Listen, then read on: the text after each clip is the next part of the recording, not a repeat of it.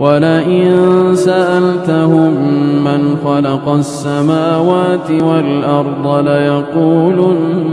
الله قل الحمد لله بل أكثرهم لا يعلمون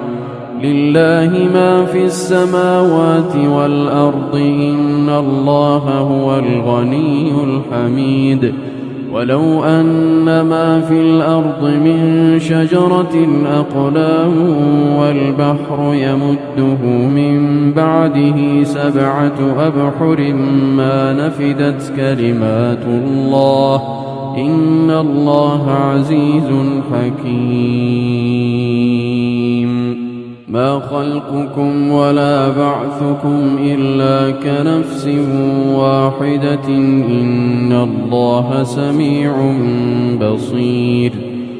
ألم تر أن الله يولج الليل في النهار ويولج النهار في الليل وسخر الشمس والقمر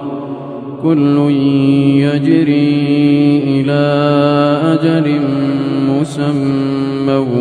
وأن الله بما تعملون خبير ذلك بأن الله هو الحق وأن ما يدعون من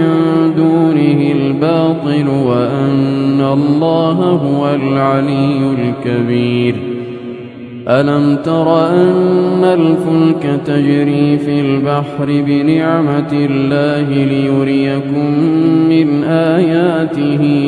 إن في ذلك لآيات لكل صبار شكور